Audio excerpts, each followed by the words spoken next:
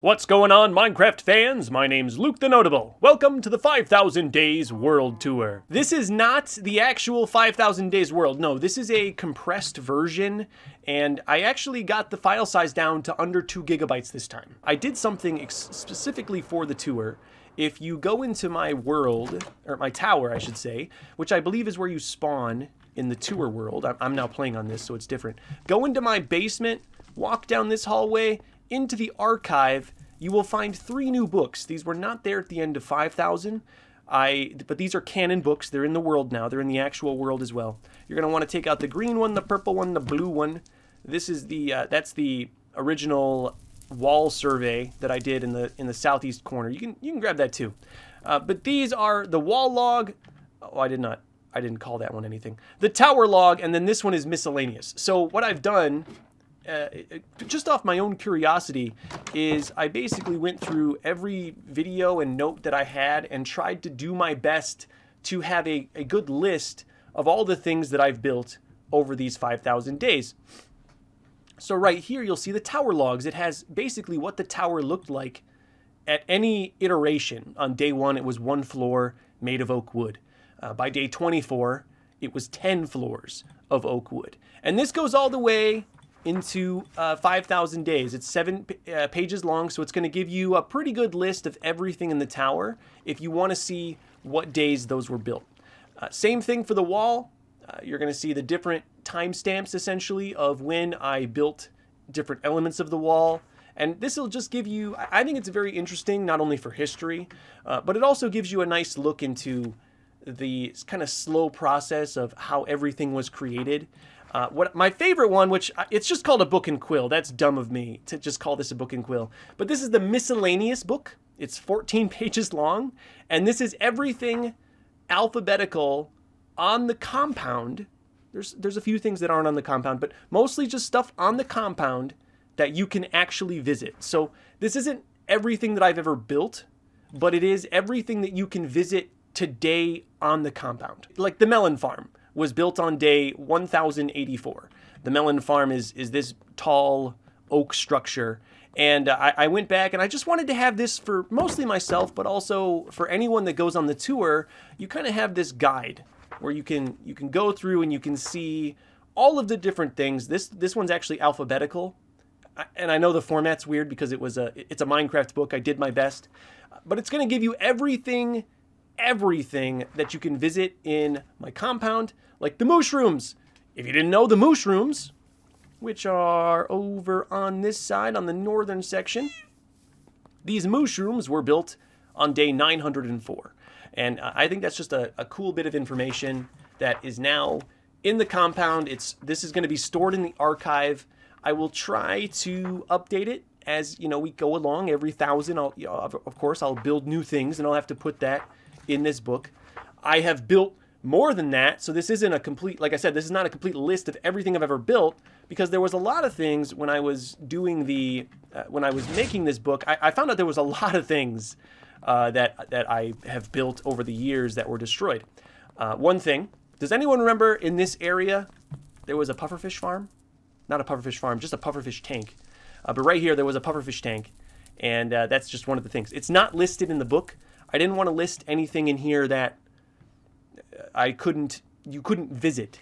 I didn't want to confuse anybody. So everything in here you can actually visit. I'll just click a random one. How about fletching table? Yeah, fletching table. Day 4,971. So the fletching table is over here.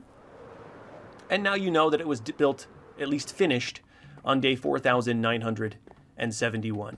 And every single structure, every single POI that you see will have a similar date. So this is the arena, and that's why I did this one in alphabetical. Oh, that's the wall, sorry. We need the book and quill.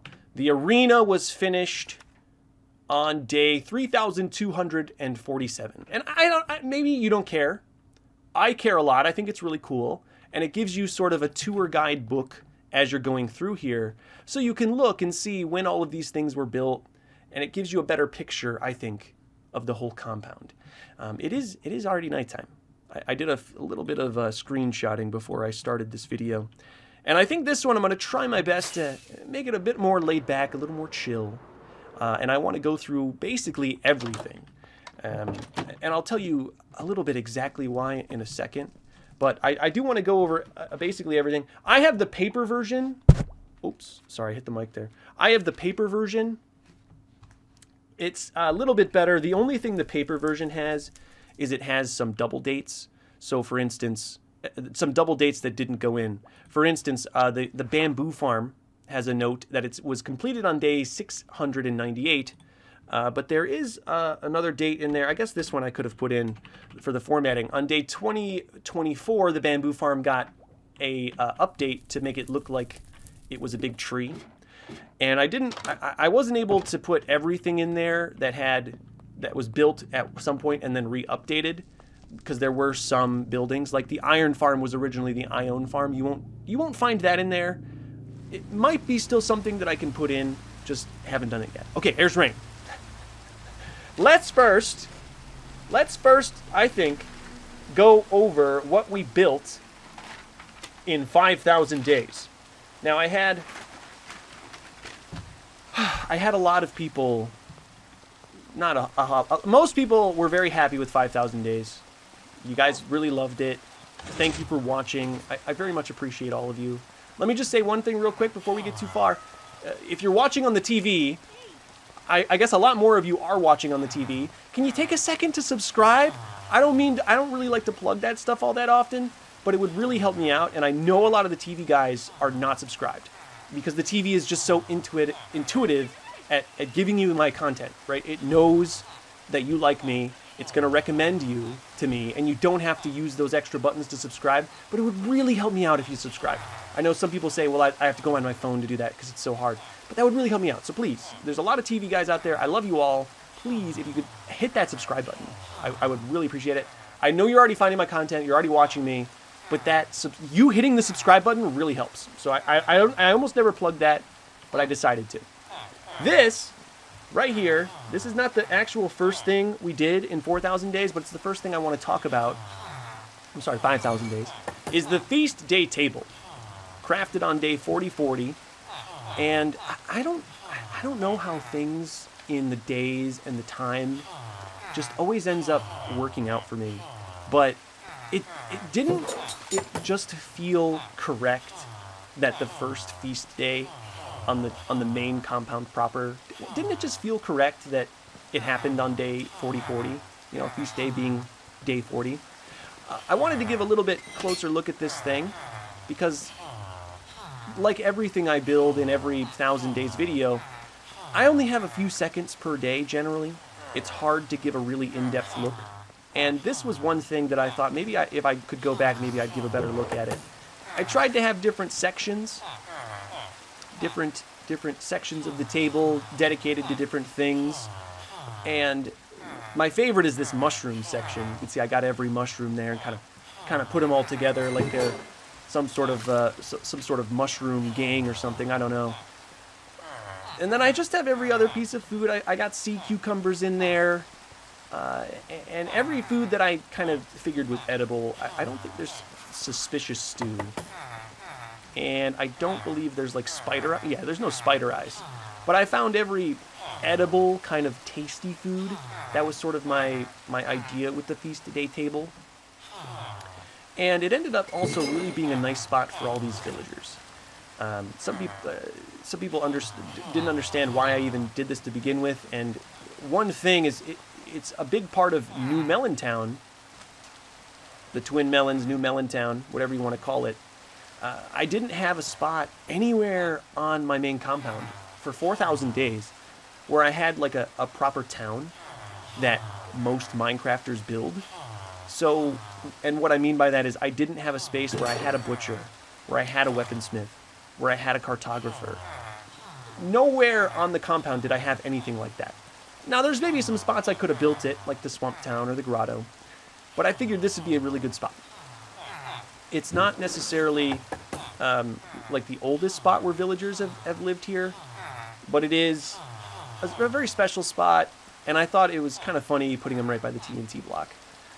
I don't really use them all that often, but if I've learned anything in 5,000 days of Minecraft is, you know, you're going to build stuff sometimes that you don't use for 1,000 days. Doing those books, for sure, there were so many things that you could tell, like I built it, forgot about it for 500 days, came back, rebuilt it. So this could be something that's maybe sees a little bit of an update at some point. But I think the actual Feast Day table will always sort of remain sort of this hollow ground. This is sort of the epicenter of the villagers. This is where they'll hang out. I could see myself changing some of the things around it. But as far as the actual table, that's pretty much the only thing that it will always sort of be this way. As well as the melons, which of course has nothing in it because I made sleeping illegal. So that's something new. That was the first thing we did, basically. Not the first thing we did, but the first thing we did in 5,000 days. There was at the beginning... Sorry. I had bird flu right before this. I don't know if it was bird flu. That's a joke. I probably shouldn't say I had bird flu. I had monkeypox right before this. And I'm better now, but I guess you may hear me cough just a few times. I'll try not. Maybe I'll edit those out, or who knows? Maybe you don't even mind. But I do. After making those books, I did want to show the oldest things that I have. It's the only thing in the miscellaneous. In the miscellaneous things labeled day 1, and it's under O. Oak tree. It really should say oak trees. It's the only thing in here labeled day 1. The only thing are these 2 oak trees. And I don't know if you guys know these, but these are actually original oak trees. When I was doing the opening shot of 5,000 days, it's kind of like a pan shot, and it was blending the original world where it was just a big forest and my current world where I have an emerald tower. One of the things I used to anchor myself was this tree. Because these leaves and all the branches and stuff, this tree is really the only thing that's still standing from day 1. Nothing else here. No, there's nothing. The only thing you could maybe also argue would be like the actual house. These walls. Because these inner walls on this first floor, if we go to the tower log, you can see on day 1 it was 1 floor made with oak wood. On day 4, it was 2 floors made with oak wood, and that's the bedroom. This has been my bedroom since day 4, yeah. So it's very, I think, important for me to show you that this is basically the only thing left from when this compound was absolutely fresh. The only thing that's left in the sense that it hasn't really been changed. I mean, it kind of has been changed. You can see I hung some banners from it. And this is not a natural Minecraft tree. Obviously, that's not what Minecraft trees look like. But these 2 oak trees are the only things left from day 1. You're not going to find anything else on the compound that was here on day 1. And there are something with the books you'll see is it's not comprehensive. There are some things that I just don't know. I was trying to find the date of this spruce tree, and maybe I just missed it. I checked my own notes. I just couldn't find the actual day that this spruce tree was put in. I think it's got to be sometime in the first 100, but I kind of thought the community would help a little bit with some of these things. I figured there's some guys out there, you know, obviously someone has a whole wiki on me, and my books can collaborate with maybe their notes, and we can figure some of this stuff out. Part of the original stuff being not very documented is, one, when I first did this, I didn't think it would be a popular series. I was sort of popular in Fortnite for 100 drops, but it wasn't like, it didn't like break through the mainstream or anything. It wasn't like, I didn't think, when I made the first 100 days, I did not think it was going to be this crazy thing that took over the internet, and everyone knows what 100 days is now, and no one ever really does anything else.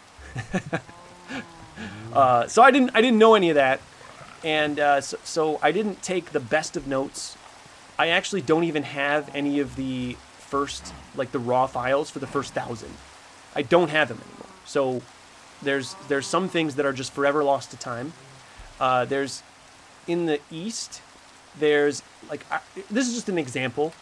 If you go east, eventually there's a Badlands. And in the video, in 1,000 Days, I say, oh, I can always come back here. I have the coordinates. I don't have the coordinates. They're not in the notes. And I don't have the raw files anymore. So it's there somewhere. There's a thing in the east, in the Badlands somewhere. There's a house that I built. And in the video, I say, I can always come back here. I can't. I probably could if I really searched everywhere. I could probably find it. But it's not as easy as just knowing the coordinates anymore. And actually, on the tour world, you cannot go very much further than a few thousand blocks away from the wall. There are certain things that aren't available on the tour because to make the world from like 30 gigabytes down to 2, I had to delete all those chunks. So L-Town is there. I kept L-Town. I kept Glasstown. If you want to go visit Glasstown, it's Glasstown is right over this way.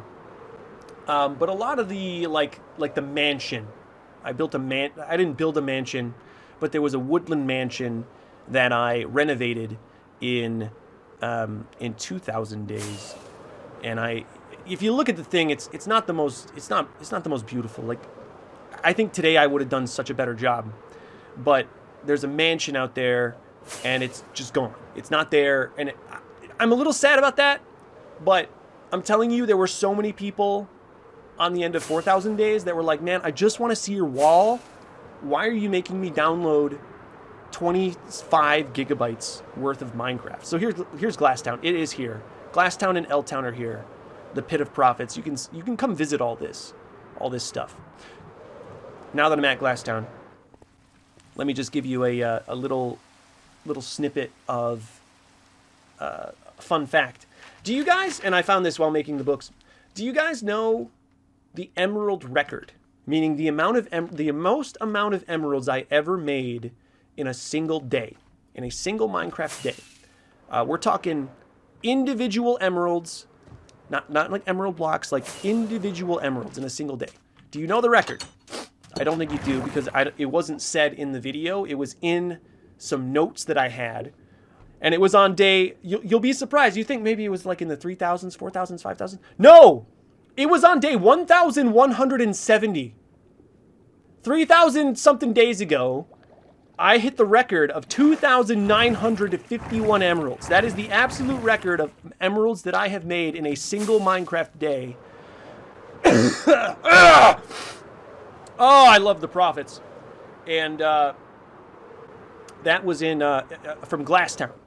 Glasstown was such a brute force selling glass into emeralds, and it was. I'm just very surprised. I was very surprised at that, because I thought for sure that the record would have been set at some point after I've built things like the recycler and auto iron farms. But if you think about it, oh, here's the face. This is in as well, my face art. I wanted this to be, there's a couple rooms, and there's a map where this is so this needed to be in. Here's the face art and the coordinates for that. Do I even show the coordinates? Okay, yeah, that's about 2,000 blocks away. So that's basically all that you're going to see. A lot of the really, really far out stuff, it's just not in the cards to have that in, and also have a world download that's not massive. So if you're wondering why, that's why I did it. I think a lot more people are going to be very happy, because most people just want to see the wall. I know there are things that I've done outside of the wall, but I would 95 to 99% of everything I've ever built has lived and died within the wall.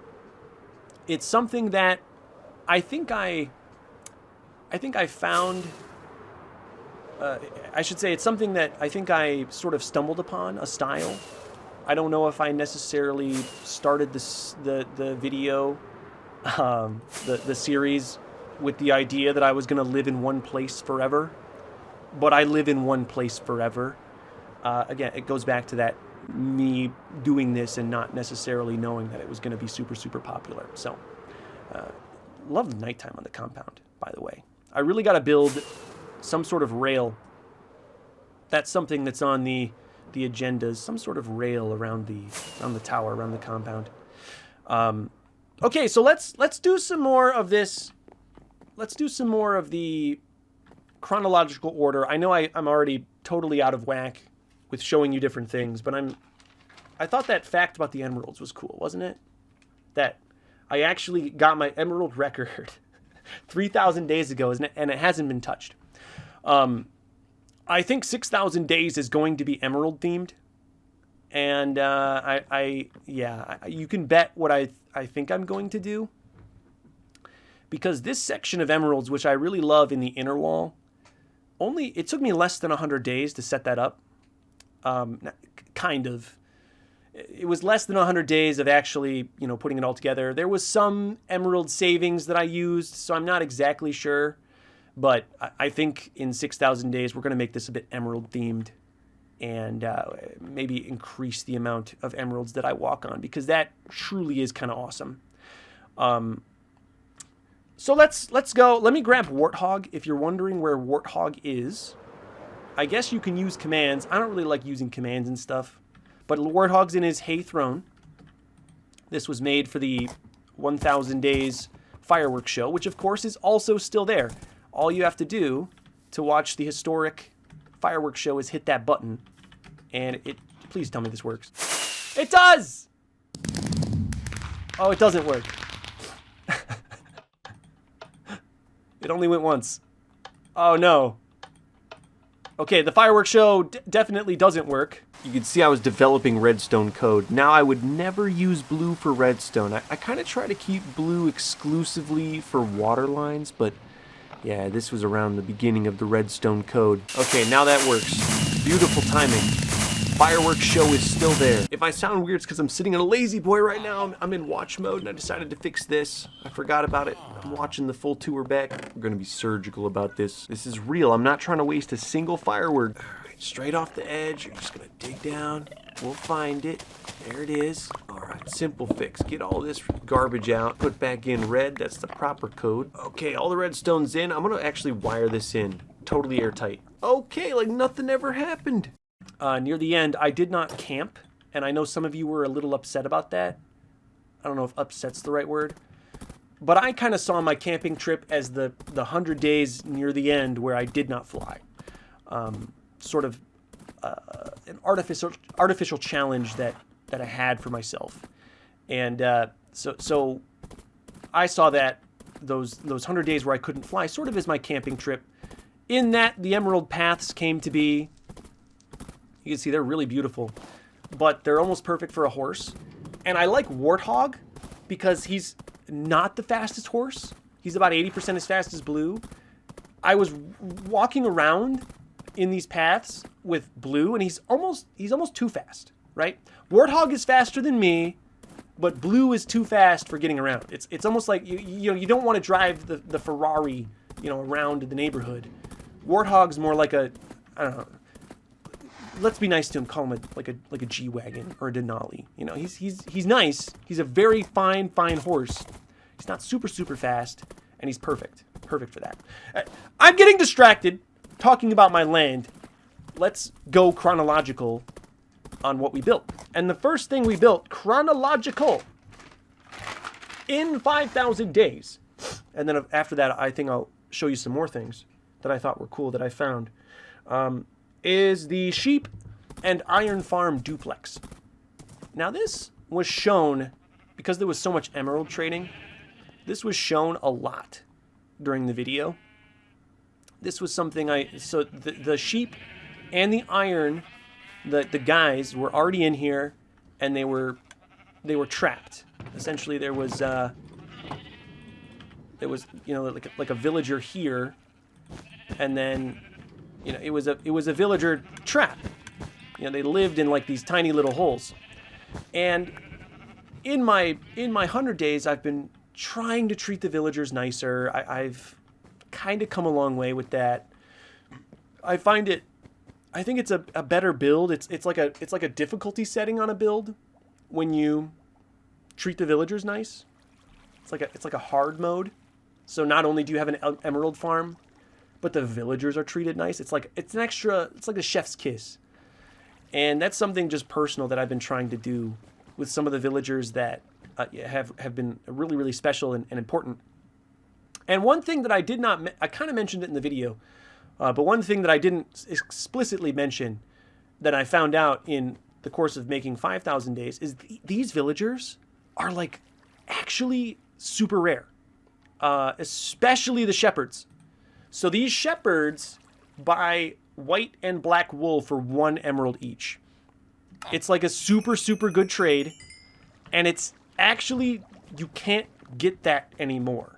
Minecraft, in their infinite wisdom, decided that that was too powerful, that people curing villagers was too powerful.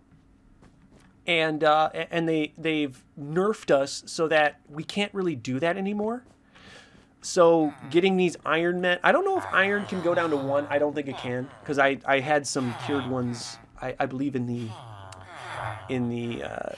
I'm not sure if iron goes down to 1, but definitely the the shepherds are really, really rare, and you're never really going to see these things ever again. Especially there's 1 or 2 that sell for 1 emerald each. And what's so tragic is over the years, I have smashed them with axes, never intentionally, but it's just such a tragedy whenever one dies, because you can't get these guys anymore. Like Mr. Ultra Team, shout out, he's a member. I'm sure he'll be in the comments. I'll never have a better shepherd than I think the 2 that live in here. And so it's kind of cool that it's sort of a perk of having such an old world, but it's also a really interesting thing where it's like I could seriously hurt my economy. Not on a whole, but I could hurt my day-to-day economy significantly by accidentally axing any of these villagers. And it is pretty simple. It is pretty simple to act. Let me find, if you have your axe out and hit one, they will die. I'm super strong. And so that happens at least 1 or 2 times a video. Oh, here comes a cough.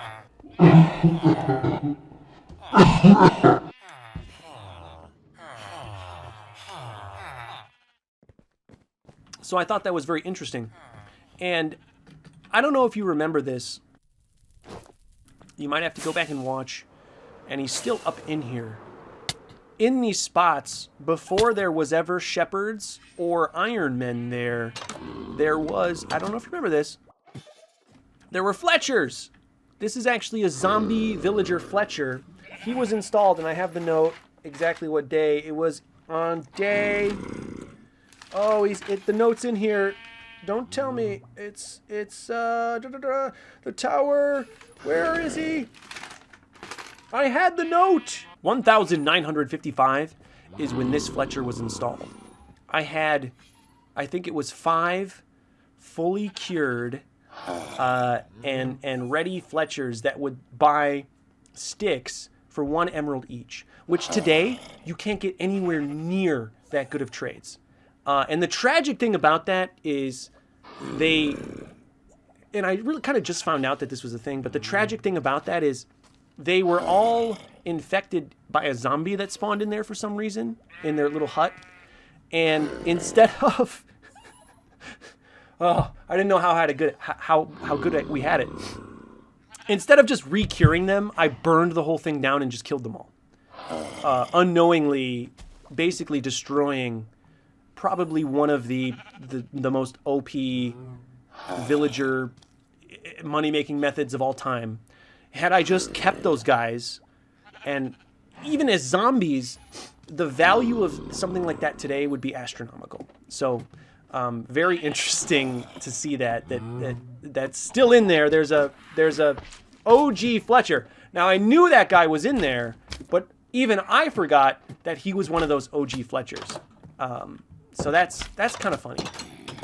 Is that even I didn't realize that was one of the OG Fletchers. They got mentioned in 5,000 days, but it was almost in passing. Like I didn't really do anything like in depth with that. But that's kind of funny that there is an OG Fletcher from that in the tower. Now I might be able to cure him and maybe get those trades back. I don't know. I don't know if that's something I could do. He may have that 1 emerald per one stick locked in, but just one of them isn't really going to do that much for my economy, which is these days my economy is more set up to be very efficient. I know you heard earlier that I had my biggest emerald day ever on day 1,170, but that was more brute force emeralds. What I have now on the compound is much more sort of nice, focused, clean, efficient emeralds.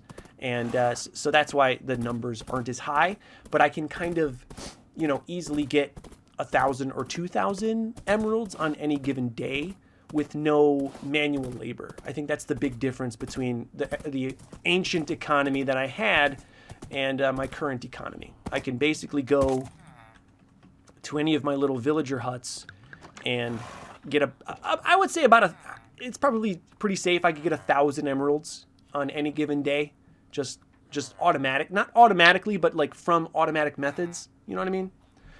And then it's more when I do things like fill up the recycler or stuff like that. So this is the second thing chronologically that was built in 5,000 days, the stone and cleric duplex. I was actually gonna do details, like little details. It's funny in the video. I go, it's on this staircase. I go, little detail time, and then one shot later, I'm in the turtle farm because there was a golem. So I never actually did any little details. No, I never did any little details.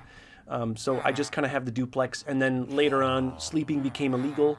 So this doesn't serve too much of a purpose after sleeping was illegal. Though I did get one tip that I had never heard before in the comments.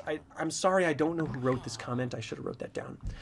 But someone said, when golems spawn here, bury them. So you dig a hole in the ground, and then you put a golem in it, and that should help. It should help with some of the villagers. It should keep an iron golem there so they think they're safe. Now, I don't know if that'll work, but I'd like to bring back sleeping if I can. Like I said, it's a bit of it's not a necessary thing for the economy. It's a bit of a flex, right? It's like, not only do I have this super cool villager trading mechanism, but they're also like somewhat free. They live in relative freedom, which I think there's a balance there that I've still got to find. But I just don't want golems everywhere. And as you can see, making sleeping illegal, there's no golems anywhere. Where if I let this go, if I had sleeping, if they could just sleep wherever they wanted, whenever they wanted, and I let this go, the golems, it's like there's 30 of them within a couple of days. It's crazy. I don't know why. I don't know how. What's interesting about 5,000 days is if we go in chronological order, after the duplex, after the twin melons, which we've already kind of touched on, the next thing I build isn't until day 4,444 with this, the 4. With the awesome view of my forehead.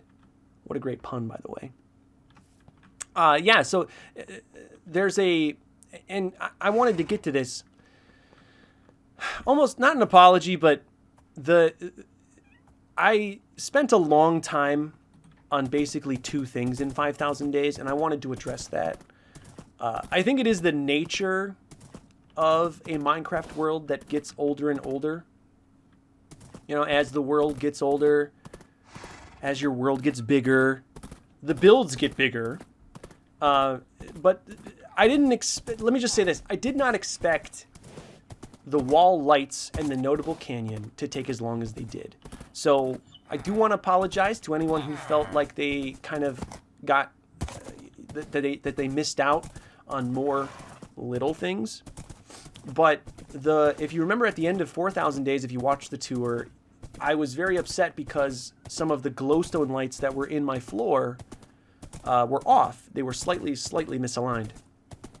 So at that time, I didn't know I was going to replace them all with redstone, which can't you admit they look great? Can't you admit, now that they're all done? But I decided to replace them all with redstone. And in the video, in 5,000 days, I had a joke about it only taking 3 days. Like, oh yeah, blah, blah, blah, it'll take 3 days. Now, I never thought it would only take 3 days. But I thought maybe maximum for everything, like 300 days. And it ended up taking more like 600 days. Between the Notable Canyon, all of the finishing, you know, we didn't get done with Notable Canyon till 4800. Lights weren't done till 4600. So I don't know. You could call it 800 days. You could call it 600 days. There were some things in the middle. I did not know it was going to take that long. Had no idea, and I'm sorry about that. But hey, it is what it is. I still built it, and I think in the end, like the wall, it'll be one of those things that you're just in the end you're just very glad that I did it to begin with. I remember at the end of 4,000 days, I had people say stuff similar about the wall. They were like, "Man, I like the wall, but like, you know, can you maybe build some other stuff? Like, it's really cool, but you only built like one thing." But I think with time you'll see that, like, I don't know if the compound would even look right without the wall. It's just such a piece of it now. Same thing with the lights. And speaking of the lights, I do want to show you them and how to work them, because they are a bit finicky. I want to show you the full turn on, turn off. It takes about 2 minutes, 2.5 minutes. And it's actually really awesome. Really, really beautiful, really awesome, really amazing. I just didn't have time in the actual video to show the entire, like, turn on, turn off, because 2 minutes, I know it's a 2-hour long video, but I can't, there's not enough time to dedicate 2 minutes to that. And I always thought, when I built them, I always thought, well, I'll just show it in the tour. So, there's 2 ways into the control room. Honestly, the one I almost always use is the little hatch. I built a little manhole right next to the guest house. Guest house was built on day 3000. I'm rattling off my facts because I just have them. Guest house! Where are you, guest house? You should be right here. You were built on day 2998. That's fact. It also, I don't know why, I have my paper, but that would also be in here. The miscellaneous, under G, guest house. And there it is, 2998, the guest house. Fun fact. Anyway, if you want to turn on the lights properly, go into the control room, and what you're going to do is you're going to come down, don't touch the main. You're going to turn off the west emergency power, so turn that off. And then, I know this is not the most beautiful, but kind of hidden in the back is the east emergency. And I don't know why that doesn't have... That really should be filled in. I don't know if monsters could really spawn there, but that really should be filled in. It's not. Anyway, turn off both emergencies. Those are the emergency and quick on lights. I ended up combining those. I don't know if I really made that clear in the video. But in order to get the best effect, the effect that I truly wanted with these lights, you do have to manually go down and turn those off. If you don't turn them off, then when you turn on the lights, the emergency power will kick on, and it won't do the beautiful snaking, right? Because it's one long redstone line. The whole thing snakes up and down. So if you don't turn off the emergency power, the quick-ons are on, and it'll turn on much faster, but it won't give you that beautiful snake. And it's actually going to probably take like 2 minutes for this to even turn off. Where's my balcony? Here it is. So this is the switch that turns off every light in the compound. It's up by my sky bedroom. Sky bedroom. Do I have a... I've got to have that. Come on. 2057. Sky bedroom. Is it in here? It's got to be in here. Sky bedroom. Where are you? Is it not in here? Oh, no. No, it's not in here. I didn't write down sky bedroom. Yeah, there's probably going to be some... It's a Minecraft book, guys. I did my best. But 2057, the sky bedroom was built. You can come right out. How do I explain... It was hard to explain how the whole system works. Let me explain this by just saying this switch at the top of the tower is sort of a... I'm going to turn off the clouds.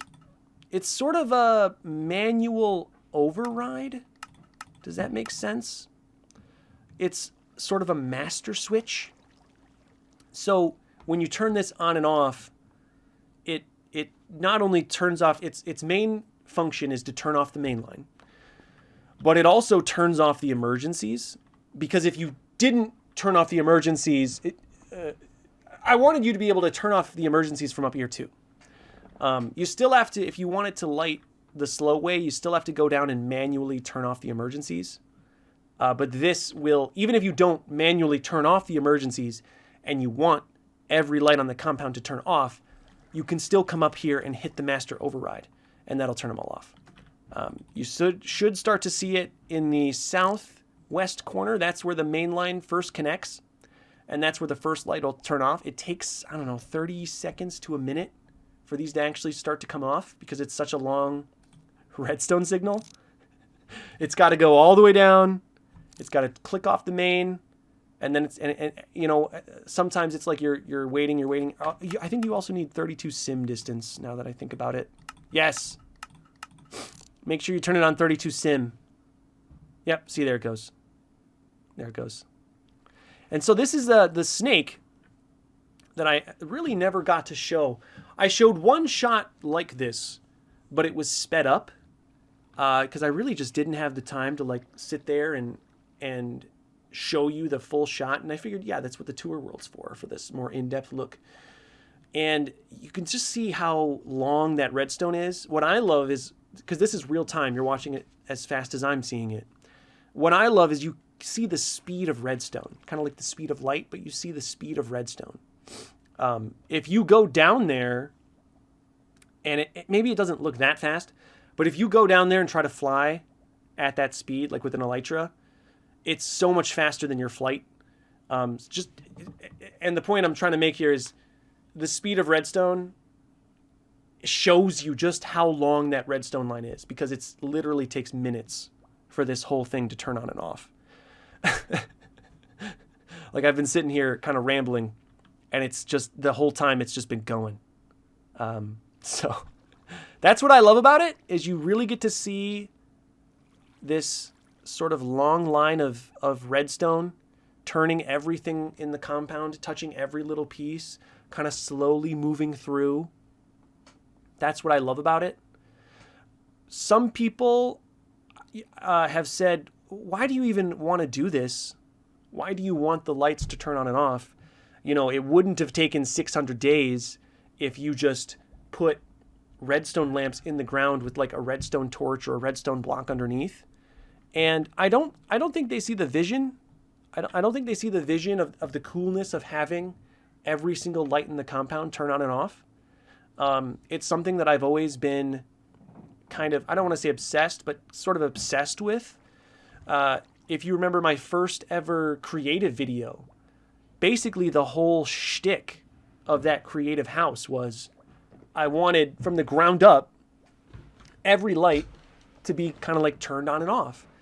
In Creative 2, I went a step further by having like individual light switches. So I've always been a fan of having sort of like light switches in the house and on the world, wherever. And, oh, there it goes. I don't know how long that was. You can time it on the video. But I've always been kind of obsessed with that. And I didn't find this out until after I started editing, but roughly 72,000 redstone went into this thing. And that's like the size of your average Minecraft computer. Like, look at a Minecraft computer. They use sometimes less redstone than that. So the fact that my world has a redstone computer amount of redstone is just really cool. And here's probably the coolest part, is if you turn off all the lights, now I can come down here, and all of a sudden, boom, it's like a arena. I can fight monsters. If you need a monster drop, I guess there's like an actual sort of like a real reason. You know, if you needed like some gunpowder or whatever, or like, I don't need gunpowder, I don't need bones, I don't need any of this. But you can come down on the land and have a little bit of a battle, a little bit of an arena. It's actually what, you remember I showed you the arena earlier.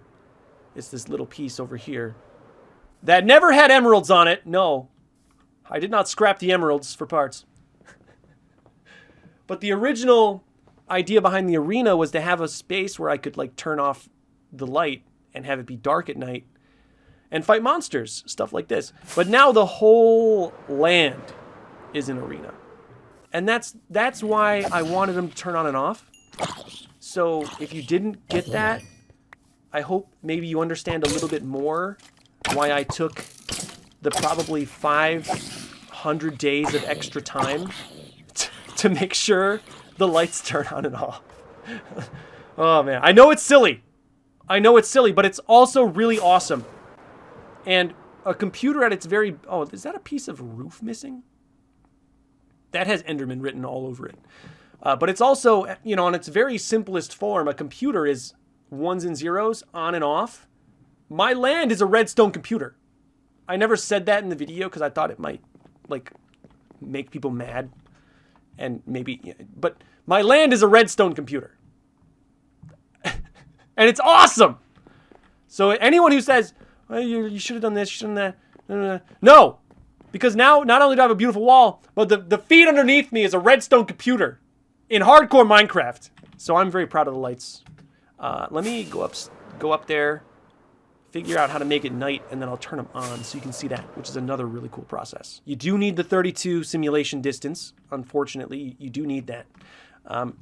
And remember, if you want these lights to turn on the slow way, you do have to go down and manually turn off the emergencies, the east and the west. So if you're up here and you're in it and it's turning on, but it's not looking like it's about to look, that's why. So we should have about 30 seconds here to get to the top, the very, very top.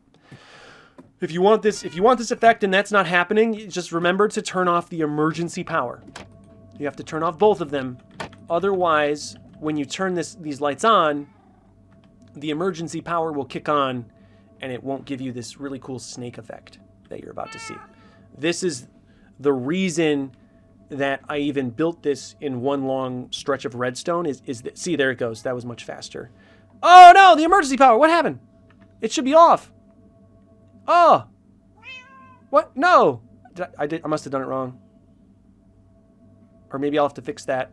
Because I had it working. You see how fast that turned on though. Let me see. What did I do wrong? Little troubleshooting. And maybe in this troubleshooting, you'll kind of learn a little bit more about the redstone wire. So that was definitely a problem with the west emergency power. Let's see. So this is a, you know, and I planned on opening up these lines anyway. This should not be doing anything.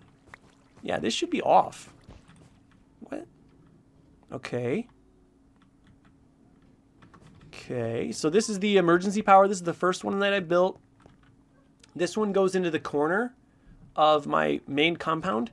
And then once I built the quick on, that's this red line, I found it better, instead of having a switch for emergency power and a switch for the quick on, to just combine them.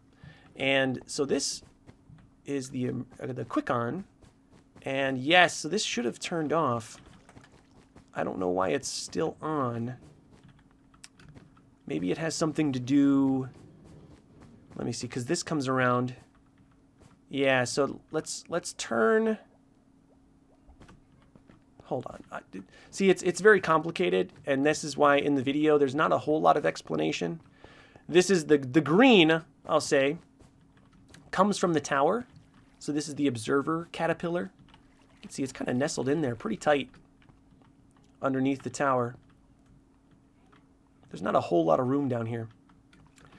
But this green comes off, and what the green does is green comes, there's a T flip-flop, so it turns the observer pulse into basically a button. And then what that does is it turns on and off it overrides the emergencies.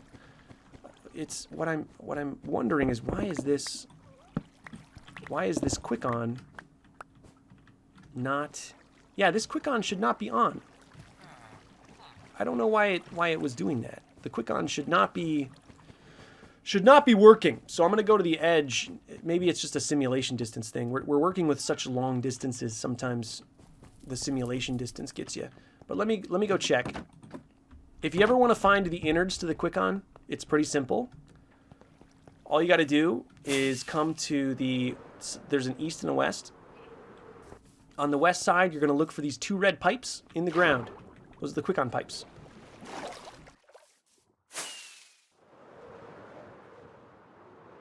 You follow those straight back to the corner of the wall, and then you dig this up, and this should give you all the quick-on stuff. Yeah, see right here. Weird. Oh, I think I'm just backwards. Yeah. No, I think I'm backwards, actually. I must have wired up the quick-on incorrectly. Oh, that's unfortunate. Okay, I'm just gonna, for now, turn that off. We'll turn everything off again, show you how it's supposed to look. It's very complicated. It's very complicated. Getting everything not only to look really good, but to, let me use this word, program it. It's get everything look good, but also program my Minecraft computer to work how I want it. I never said it in the video because I thought it would anger people. I'm going to say it in the tour. My land is a Minecraft computer. In theory, with enough, like, you know, different redstone, I could program different things. I could have the lights say things. Like, you don't understand how in-depth this can really go. I'm going to just patch this with stone. I don't care. Oh, let me try to match the pace while flying. Okay, here it comes. It blows through you. All right, I'm going to get a real good head start. You see how just fast that goes? We're going to have to wait another like 2 minutes for this whole thing to turn off. And I guess the quick-on needs some work just to make sure that it works beautifully. But yeah, it needs a little programming work, my computer.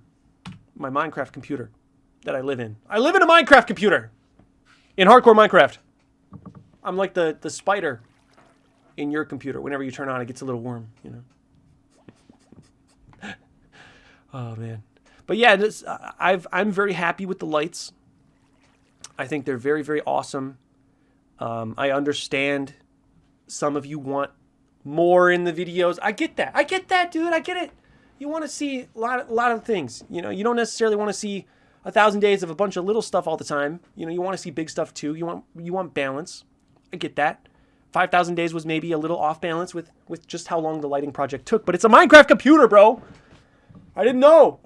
In about 30 seconds, you should see the full sort of slow snake, the snake that I really wanted the whole effect to have, sort of the base effect of this programming of the redstone lights. That's the base effect. With more, you know, obviously with more time, you can do other things. Maybe I'll have it spell LTN. I'm sure there's a way we can make that happen. Have it spell LTN. You could have it do any number of things. But here we go. Everything seems to be working just fine. And we're going to get the nice, slow snake. Ah, dang it, the coconut! Oh, something's wrong with that thing, bro. I am going to fix this. It's the actual, this is the canon day. This is 5001. You're just seeing it now. I think I know exactly what the problem is after watching the footage back and checking out the tour. I really ripped out stuff in the tour world. I guess this kind of gives me a good chance to like show you how this works a little bit. So this is basically the emergency line that comes all the way from the control room. And what it does, this is really the line, it gives me a source of redstone power right up next to the line. This is the line of the different lights. This is the snake. And what I did is I connected each of these snake lines with a repeater. So this is how the quick-on works. And then between the lines, you'll see this is another line. This goes all the way down. Between them, you've got these pistons that should be taking this signal off if I want to turn off the quick-on. And something here is awry. I just got to go back in the control room, see what my, setting is right now. Because that master switch doesn't really do anything too crazy. It's a very dumb switch. It will always turn on or turn off the stuff. So I think the problem is not the master switch. It's in this switch. And I think that's partly because this is the first emergency power switch that I built. So the orange is the first line, and then I kind of tied off of it over on this side. You see that this is the green that's from the tower. And I think the problem is coming from this tie. I think I want this in a different spot. Yeah, because we're going to turn off the emergency power. So I turned off the switch for the emergency power, which should turn off the redstone torch that's buried underneath, and it did. So where's it getting power? Oh, see, okay, the pistons aren't working. All right, let's investigate the piston line, because this should be off. I'm sure it's wired fine. It's just something with that connection.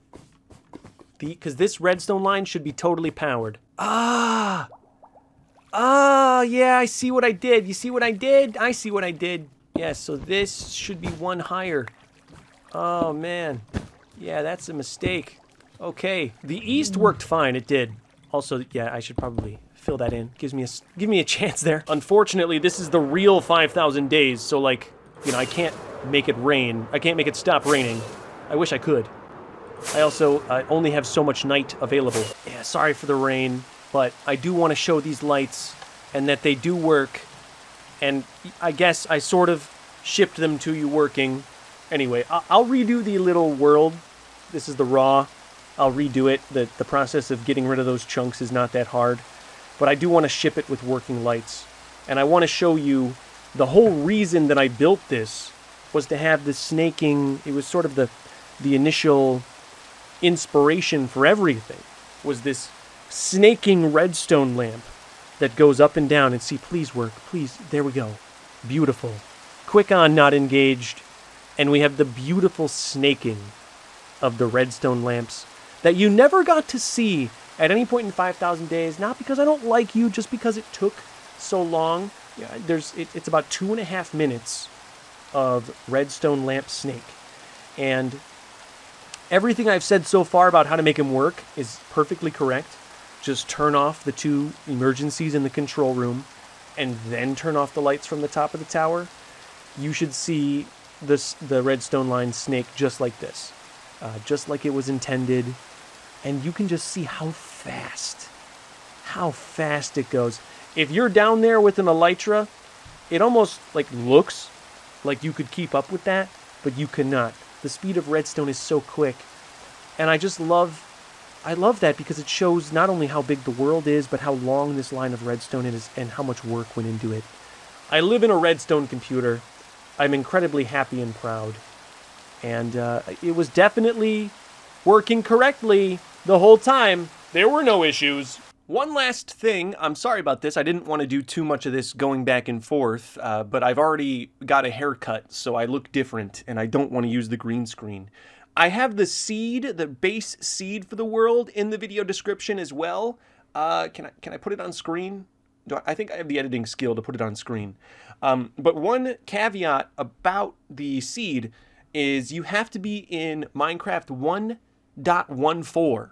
I'm not sure if that's like the only version that it works on, but 1.14 is what I started on. And so if you don't put the seed in at 1.14, okay.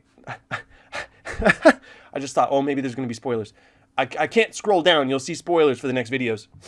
But yeah, the original seed world was made on 1.14. So if you, I'll just make a new one here. I'll show you. So OG seed, that's all you got to do. You got to be in 1.4, go to world options. I have copied and pasted the seed. You can see it on the screen here. I'll have it in the description. If you don't want to download anything, this is probably the best thing you can do to have sort of a base look at what my land looked like before anything was in. And I've only, I guess, ever shown this in sort of like passing. But yeah, this is my exact spawn. I actually don't know the coordinates of that. What is that? What is that coordinate? I should probably like mark that in the world. But what is it? I don't even know how to look at these coordinates anymore. Minus 151, 64. Okay, that block is air at this point. Because every block on my compound is down to 63. I'll go look at that in the world. I'll go see where that is. But yeah, this is what my world looked like before anything was put in. A forest, a very dense forest. Where's the sun? So this is the east. We'll go over east, and this is the big lake that you'll see.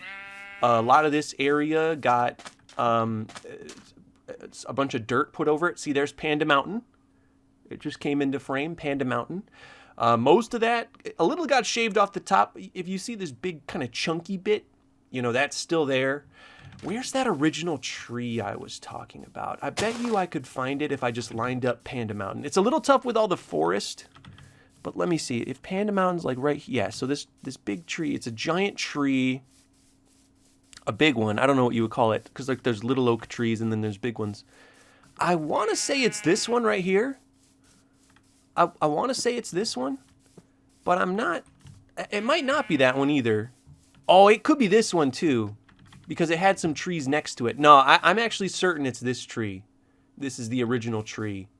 Yeah, so anyway, if you want to come onto the original seed of the world, see what it all looked like before I did all my stuff and basically eradicated everything you see here. That's how you do it. You just got to make sure you're in 1.14.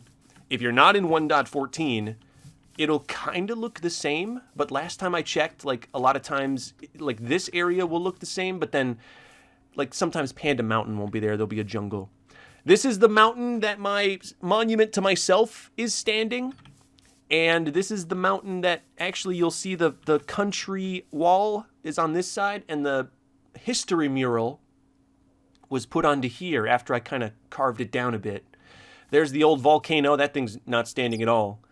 But yeah, no, I sometimes like coming back on here just to see how different it is. I mean, obviously now this is all just flat ground.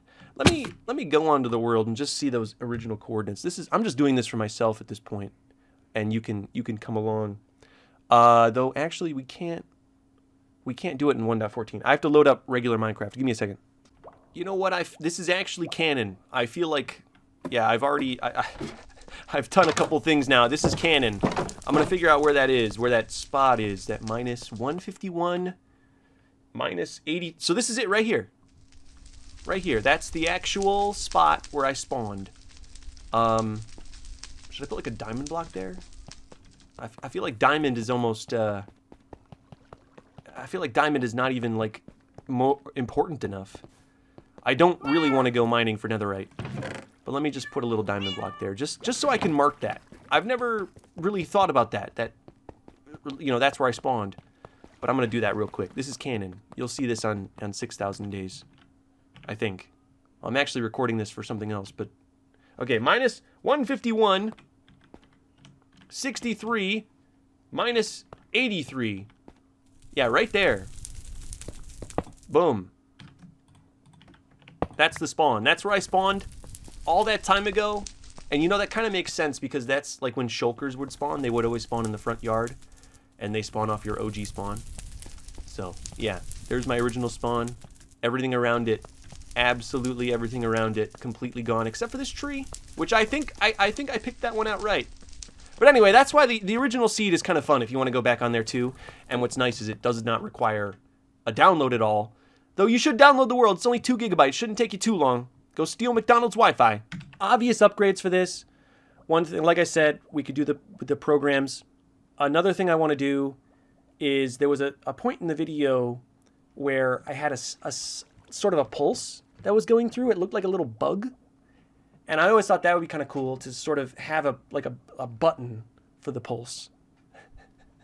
You know, like, so I could make a little bug go through.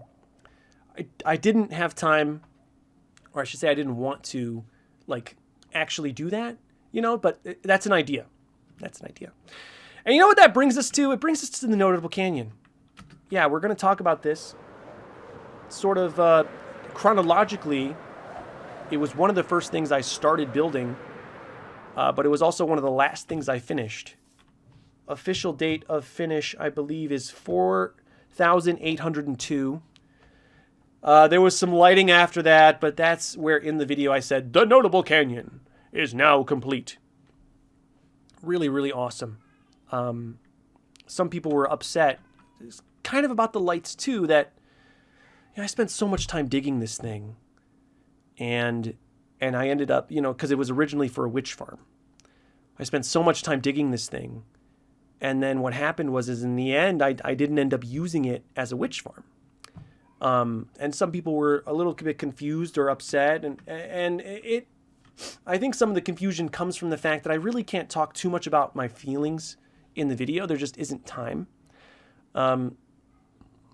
I tried to portray how I felt about this thing. But and you're also not me. You're not the guy that spent the better part of 300 days just getting this hole to a rough shape. And I think I'll just put it very simply. After 300 days of building this thing, you know, I kind of looked at it and thought, I kind of like it. Like, I like the big hole. And a witch farm would go right in the middle of that hole, wrecking the entire view of it. I think a witch farm in the Notable Canyon would just look kind of ugly. I don't think it would look good. And because witch farms are like floating, even if you make it like a big stalactite, you know, there's ways you can maybe connect it, but you're going to lose the majesty of this Notable Canyon. You're going to lose something by putting the witch farm in that. And I hope that I tried to make that known in the video. Maybe I wasn't clear enough about my feeling behind that and the ultimate decision to keep it empty.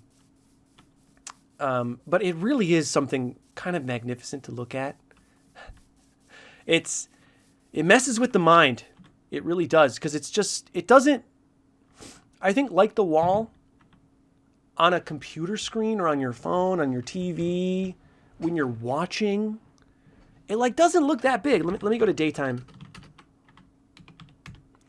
I don't know, even if you look at the wall now on the screen, like it doesn't look that big, right? I don't know, it looks big, but it's not like, oh man. But the actual size is colossal. I don't know if you saw that short about my wall. It's a YouTube short where I created the wall, but on the day one seed of the world. And it's like on the horizon of where I spawned the wall. It's just such a large piece that, and it's part of the reason why I like to do these tour worlds is so you can actually experience the Notable Canyon for yourself. So you can see it on your own land. You can hold the mouse in your hand and move yourself around and feel it and jump in it and fly around. I mean, in the video I said something like, it feels just like the sky. And it does, man. It's huge. Let me go in this corner. Just show you how big this thing is. It's giant. I mean, truly massive. We're talking like, how far down are we? 59 blocks down? So we're 120 blocks into the earth. Oh, it's a massive, incredible build. And I just didn't want to put a witch farm in it. I came to the conclusion that not only did I not want to put a witch farm in it for aesthetic, but I found that with like really hard labor, selling to the villagers was plenty of emeralds, or plenty of emeralds, plenty of redstone. It was harder, not automatic, but still doable. So I was able to keep the Notable Canyon sort of as a landmark. Oh, let me show you this. So I didn't show this in the video either. This is the donut. I showed this. Really cool to fly around. But you can actually, what I love is you can get all the way back to my main compound. If you just go, it's not even that far. You go through here, boom. So you can get from Notable Canyon all the way. This leads to my storage. This is the storage mine. Built on! Built on! I have it written in here somewhere. I gotta use this book. It's called Storage Mine. Built on day 2007. So day 2007, this was built. And you can go down in there either way. It goes both ways. You can go down in there and fly from that storage mine all the way into the Notable Canyon. Isn't that so cool? And I think having a witch farm in it just kind of, I don't know, I think it would just sort of devalue the whole thing. It turns it from, you know, this beautiful thing that you can kind of look out on, and it truly is a landmark. Let me show you what I mean by that. Like, if you're just flying around, like the wall, it just sort of always catches. Like if you're flying around, there's always this sort of giant hole. This massive hole. It adds contrast. And I think a big witch farm in there, it just wouldn't look right. And I don't want to do it, and I didn't need to. I already now live in a Minecraft computer without building a witch farm. Here's another thing, though, that I also did not talk about in the video. If the Notable Canyon, the boundaries that you see, are not technically the entire perimeter needed for the witch farm, it does extend past the wall. How much? Not a whole lot. I don't have the exact number. Oh, okay, I do have this. There's a line here still. Okay, sweet. From what I measured, come off the wall on the east side. This border is how far I would have had to keep going in order to make a true like witch farm perimeter. You can kind of see it there. So you can tell I did most of it. But I would have had to keep going to actually make a perimeter for a proper witch farm. The reason I did it the way I did it is I thought maybe if I made like a 70 or 80%, I don't know what percentage this perimeter is complete. But I thought maybe if I did like a 70 or 80% perimeter, I might get some witch farm. I might get some spawns, right? And then I always thought, well, okay, well, if I don't, and I really still need the witch farm, it's not that much harder to continue to blow things up. But that's another reason that the witch farm didn't come through is like, not only, so I made the Notable Canyon, there would have been more digging to get a true witch farm perimeter. In fact, I don't know if I have the line on this side anywhere. I'm not sure I did leave it. But it would have the perimeter would have came like right on the edge of Ghost Town. Like right on the edge. Like some of the old, some of this old stuff would have been destroyed. Yeah, so a lot of like history would have been destroyed in the process. So I tried my best to do like a 70 or 80% perimeter, but I should have known because like when I made the Wither farm, even when I got to like 95% vacuum, still that 5% kills you. You really need that 100% vacuum if you want these sort of really specialized monster farms to work. So that's another thing that I didn't really talk about in the actual video for the reason that this is how it is. Did I show you this really cool? So I did keep the entrances to the mine shafts. One other thing though, check this out. I know I didn't show this in the video. Found a natural monster spawner. I think it was a zombie farm. There was another skeleton one that got erased, but this is a natural zombie spawner. And I kept it. So kind of cool to see that in the wall. Very beautiful. I'm glad I did what I did. I am. No, I am glad I did what I did.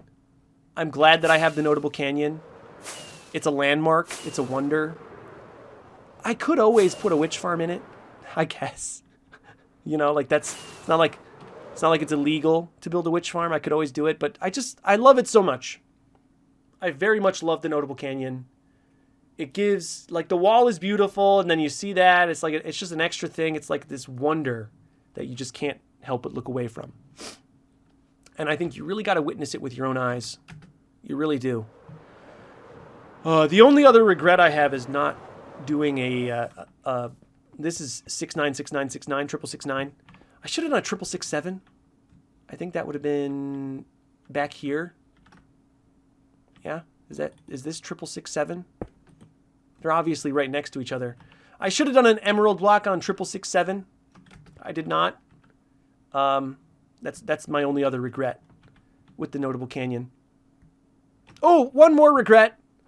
I don't know. There was that situation where I got into the Bedrock, and I didn't like mark coordinates or anything, so I don't know what hole it is. I probably could like maybe go back and like look at the footage and maybe find that and get the actual hole and like mark it. But it's not marked. I should have marked it.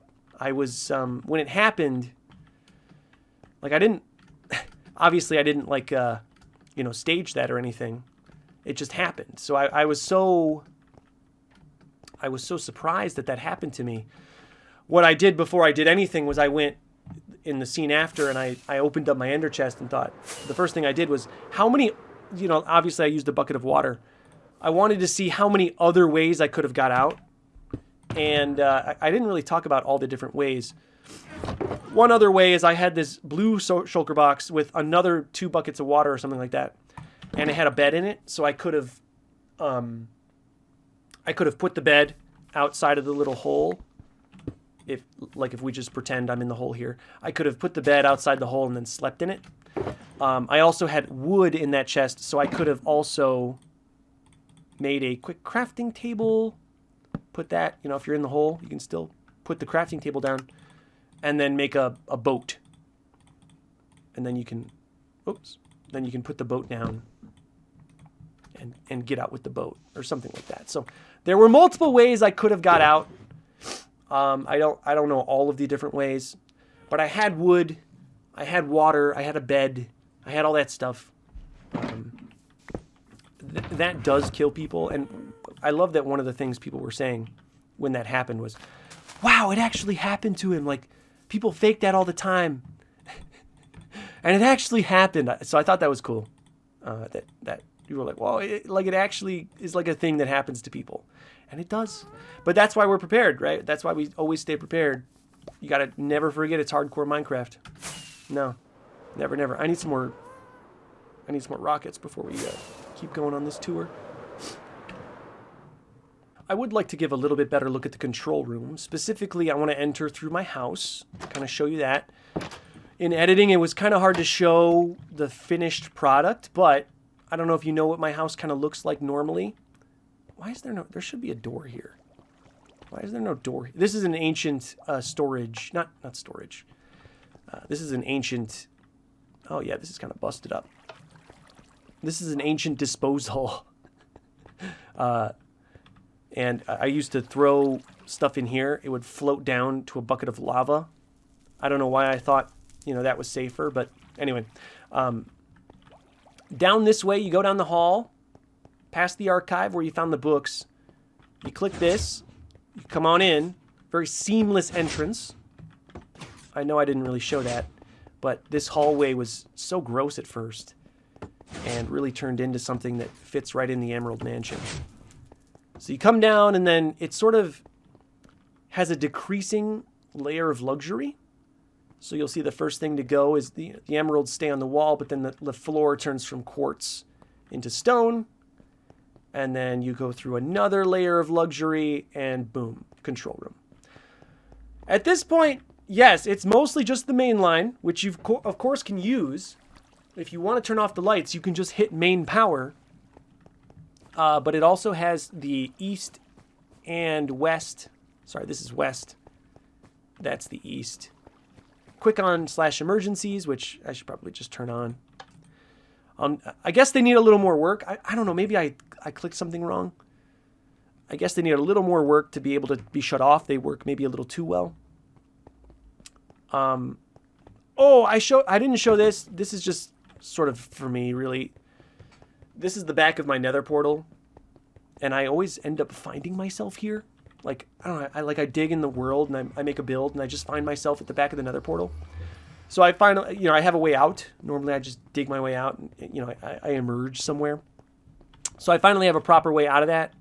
And then it also has stack access, which I do want to show you. The stack was so messy, so... It's it was supposed to be really, really clean. And it, for the most part, is, for what it is, for how many redstone lines are in here stacked on top of each other, it's pretty clean. But the problem was I just kept running into things.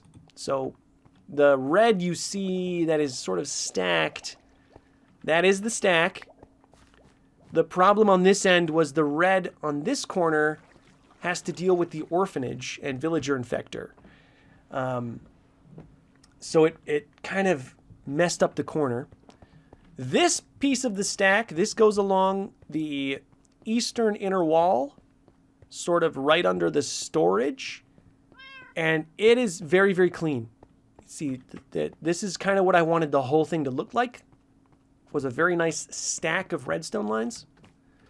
And then this corner, I kind of started stacking them on top of each other just to see if I liked that. I think this is maybe the best way to stack them if if you want to have them easily accessible. And I think maybe I should have done them in this kind of stack from the beginning, because it's much easier to work on them when you can actually access them. Because if you go to the other side, they're all sort of, even down here, I mean, like if there's a problem with this redstone line, it's kind of hard to get at. You kind of got to like either fly yourself up in there or something like that. It's not the easiest to like work on. So maybe some regrets with how I built the stack. Like imagine you have a problem on that redstone line on top. Like you gotta do a couple interesting maneuvers to even get up there. But again, like no one's ever done this before. No one's ever done anything like this. It's not like I could follow a tutorial. It's just, it is what it is. I tried my best. I think I did an okay job. And it's fairly functional. It does what it's supposed to do. The stack, the whole point of the stack was to put the compound lights, basically wire them around the rat's nest of the inner wall, which is my most cherished, prized area. It's where all the best stuff is. It's where the most history is. It's where the ballroom is. You ever been to the ballroom? You remember this place? Built on. What day was this built? I knew I wrote it down somewhere. Ballroom. In the bees. Oh, come on. Tell me I wrote this down. Dude, I didn't write this down. I didn't write what the ballroom was built. Maybe it's just not in the book. I know I wrote down the ballroom. Because I remember looking for it specifically. Like, yeah, when did I build that? Oh, goodness. Maybe I don't have the ballroom written down. I'm sorry, guys. It's not a... Did I say it was perfect? The books? No, I don't think I did. I think that would be stupid to say that it was... Oh, 1943 is the ballroom. It was labeled under wall. So is it in the wall book? 1943? No, it's not in there either. It was just on my notes labeled under wall, and I didn't put it in the regular one. Well, that's my bad. 1943 this was built, the ballroom. It was originally supposed to be, you know, and even when I built this, I was saying, I don't know if I'm going to use this for this, but it was supposed to have a bunch of signs and maybe had notable members or something like that in it. Ultimately, I did a lag test and all the signs got pretty laggy. That's the reason the 100 Days Forest built on 2739. I have that one. That's the reason the 100 Days Forest is not in the compound. I don't know if anyone's ever felt slighted by that. The 100 Days Forest, where all the people of 100 Days get a shout out. I don't know if anyone's ever felt some type of way that it's not in the actual wall. The reason is because of lag. So I didn't want to have all those signs. Who knows how many signs, you know, when I first built it, I had no idea how many signs were going to be in it. But that's why I built it by L-Town, is to keep the lag down. You know, that's the basic idea. So that wasn't like a choice of like, well, I just don't want these people on my land. I didn't want the signs and the lag on my land, so that's why I did that. Hope you understand. Have we covered everything in 5,000 days? I famously said in the video, I've built 2 things. Which is somewhat true. Obviously, I built more than 2 things. It's a bit of the nature of an aging Minecraft world. You do more mega builds. And I will say, I apologize again for it taking so long. But I live in a Minecraft computer! I do. One of the programs is that this is what I call, if you ever see in the books, the inner wall. You'll see it mentioned, the inner wall. This is what you would call the inner wall. This is where you have basically the relics. The stuff that is really relics, man. Relics. And this one I did keep separate. Someone's at my door. Green screen got me looking good. Maybe I should show the body.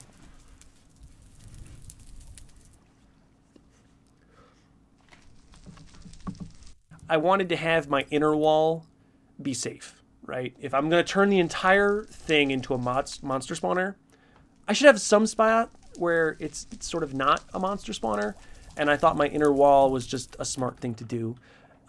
The redstone here is also just super, super, like, incredibly, it's not done as cleanly as you might think. Like, it's done okay, but there really wasn't a rhyme or reason. I just kind of wired them all up.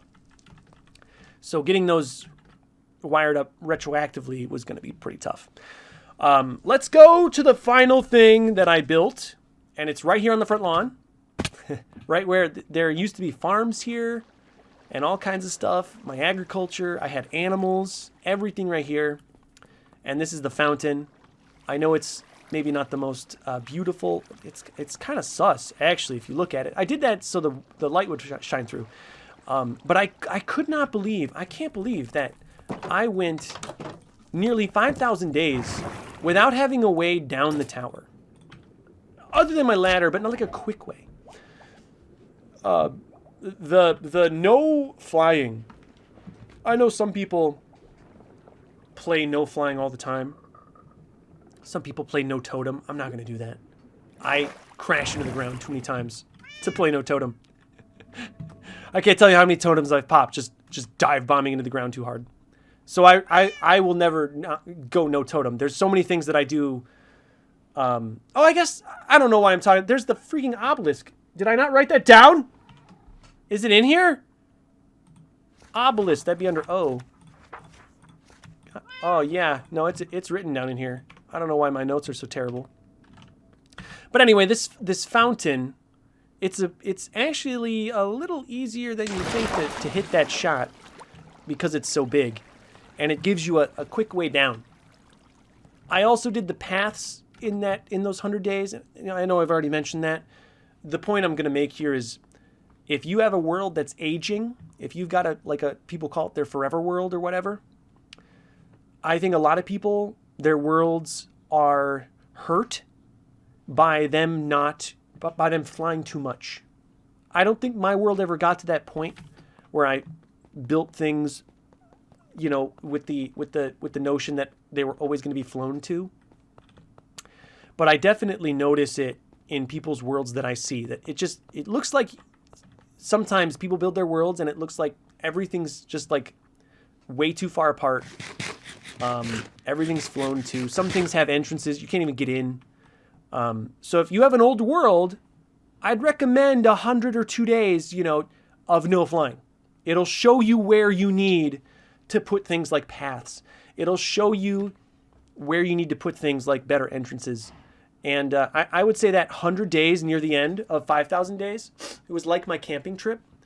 And it did so much good for the world that I don't want to hang up my wings and never fly again. But it did so much good for the world. I think it's just sort of transformed. Not obviously the Emerald Tower is still there, but it transformed everything. It transformed how I feel about it, and it's got me actually walking around the camp. I also really like how the actual video footage comes out when you're walking around. So I think those last 100 days, some of the best shots that I got were just me walking around. It just felt a lot more natural, made the video feel good. So I think I'm gonna basically be living in my world more with just a chest plate more often.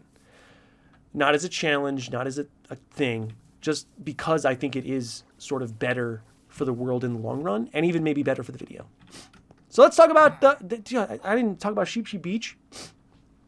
I should have wrote better notes. We got more things to talk about. So this is the new obelisk. Now, I have this in here. For sure I have this. Obelisk! Originally built, and this one has been destroyed.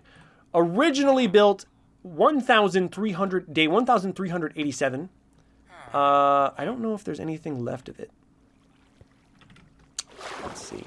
Anything left of the original obelisk? Oh, maybe down here. Yeah. But essentially it was like right here. The original obelisk. Too close to the swamp town. There was another swamp here. Just not in a good spot. I don't remember exactly why I picked this specific spot for it. But it ended up being not a very good spot. So when I built the second obelisk, again, another stab in the dark. But I centered it on the tower for the most part. You know, it's slightly off center. And then I built a much more, like, secure villager spot. The reason you don't see a lot of this construction, all you see is sort of a funny shot of this. The reason for that is why do I hear zombies? That's not good. The reason is the sound was messed up for the construction of the obelisk. So I kind of did them fast. I didn't have, you know, when the sound's messed up, I try not to linger too long on those. I try to do them quick. And so that's why you don't see this. It's just two swamp people in like a little underground house. And the reason they're there is that triggers the spawning of the raids when you spawn raids. Unfortunately, there's like a sweet spot for raids. I think it's like 50 blocks, where 50 blocks around the village, nothing can spawn, no raiders. And then after that, there's like a sweet spot where they spawn. They did start spawning in the swamp town, I think 1 or 2 times. I was able to completely fix that with just some spawn proofing. So I walled this up and then used a mix of moss and green carpet to fill this in so that nothing would spawn. And after I did that, not a single other time did any raiders spawn anywhere other than where I needed them to, which is in this box, the obelisk trap. Come on, that's got to be on here. Did I write that down? When was that finished? Oh, there it is. Oh, okay. See, I should have looked at my... Did I write these down? Is Cherry Tree in here? Yeah, Cherry Tree's in here. 4987. So I must have wrote these down. Oh, well.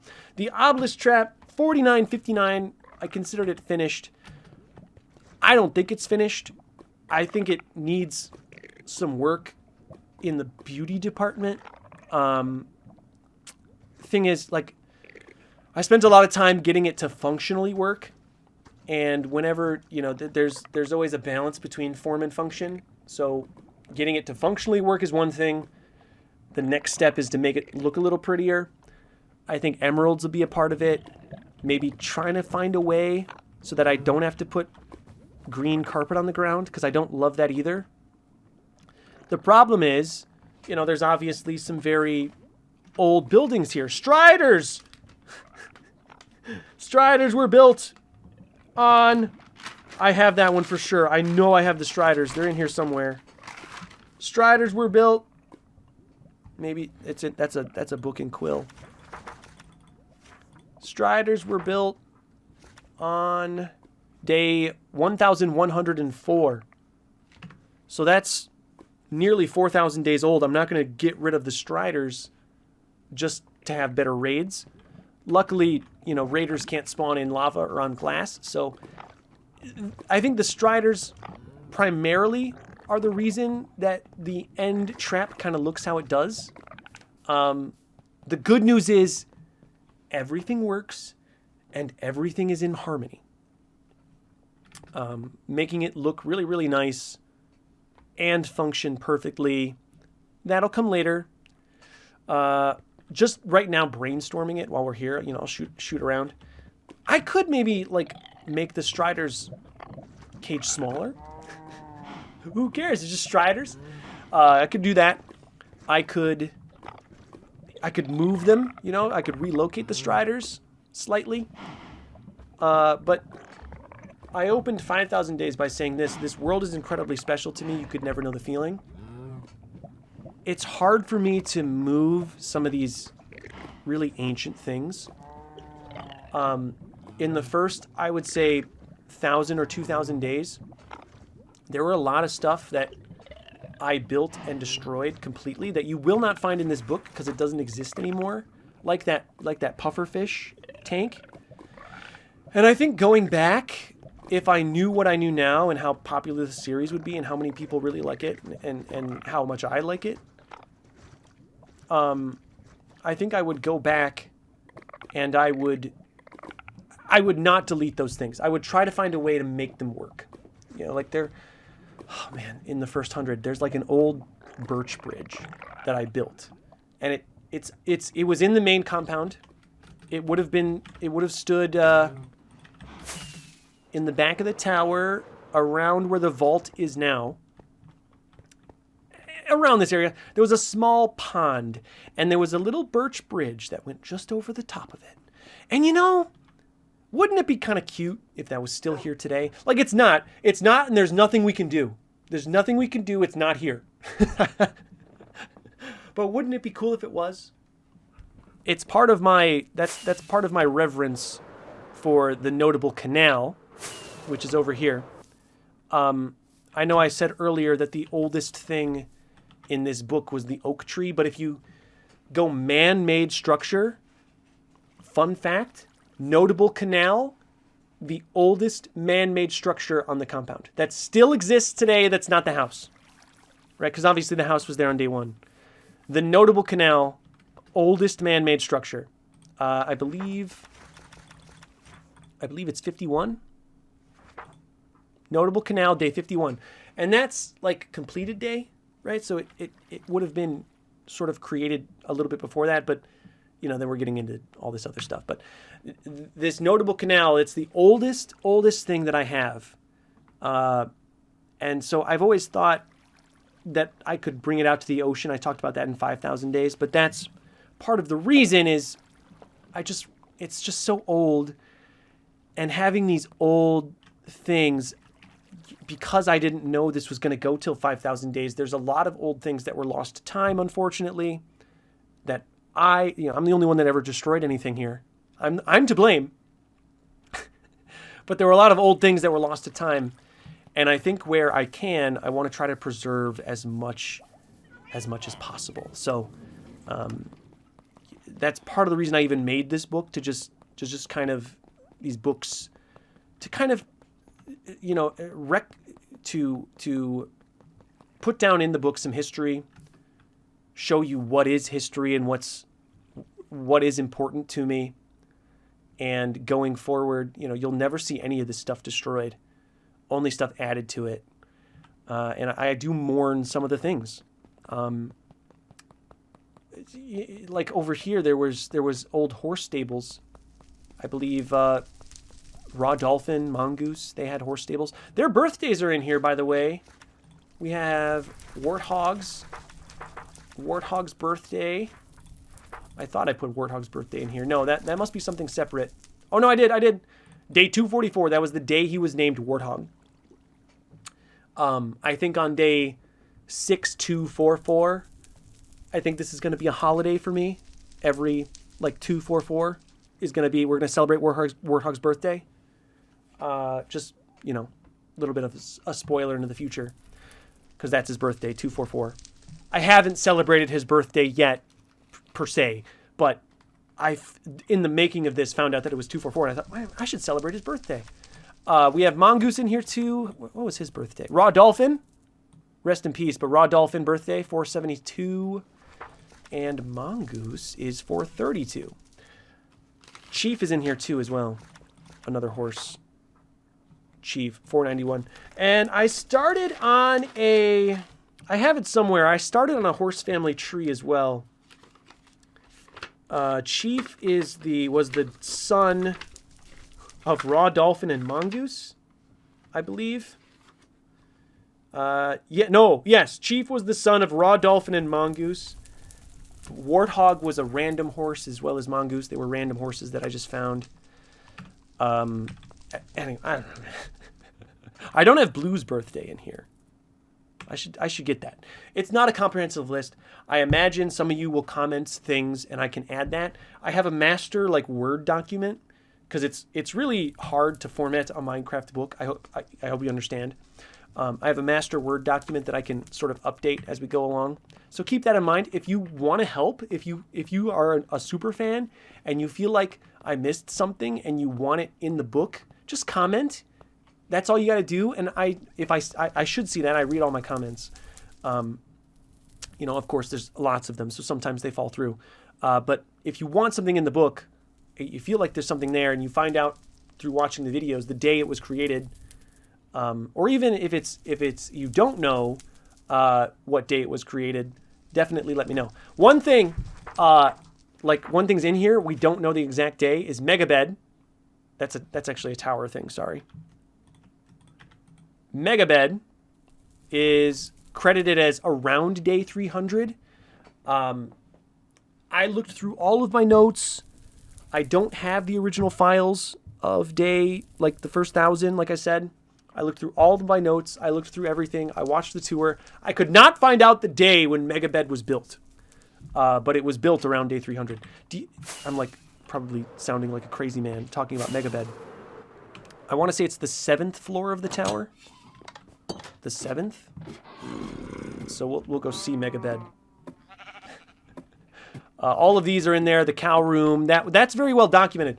By this point, by the time I'm putting cows and chickens and like sheep and pigs and phantoms, I don't think the phantom one is documented now that I think about it. But by the time I'm putting that stuff in there, you know, I kept better records, and here's Megabed. Like I said, I think it's the 7th floor. Because there's because that's bedroom 3, 4, 5. It's the 6th floor. Megabed. I have no idea when the day this was built. And no one will ever know.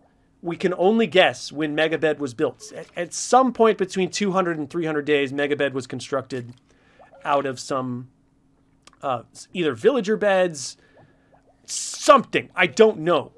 But at some point, Megabed was constructed, and here it is. So some things will always be sort of lost to time, which I think is, in its own sense, kind of cool. Another thing is the potion brewing room. I couldn't figure out the day it was built. I figured out there's a day where I brew potions before the Ender Dragon, but I couldn't figure out what day this was built, per se. The actual potion brewing room. There was another room underneath it, the furnace room. I don't know when that was destroyed, but there was another room, the furnace room, underneath that. Anyway, just to show you that these books and this tower and everything, it goes very deep. And it's the idea is it's supposed to give you just a really nice look of everything.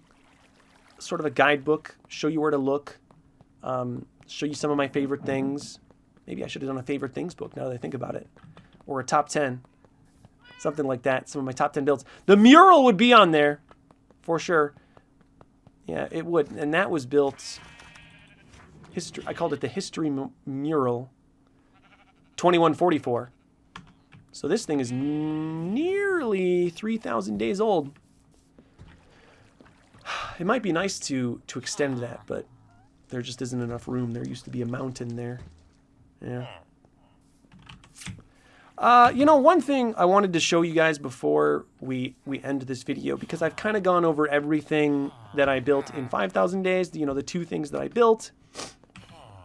I've shown you kind of how to use these books. Everything else I've talked about in other tours, and it's obviously all laid out in the books. So if you just download the world, you look through the books, you'll see everything, and you go down. If you just go down the list, you know, and you want to visit everything, it's 14 pages. You'll be able to see everything, and you'll be very happy. One thing I did want to go through is, because I thought it was interesting, is just sort of a show of how I'm looking at the wall log book, and just to show you of how everything sort of was built. I thought this was really cool, and we're gonna just kind of go through this as best I can, sitting here on day 5,000. So if you open up the wall book, you'll notice Day 15, it says inner wall. So what that means is the cobblestone wall that went around my base, right here, you see the inner wall, this emerald sort of wall. It wasn't perfectly set up, like in a perfect square, but by day 15, that inner wall, that inner cobblestone wall went to about there, right? Not perfect. It was not a perfect square.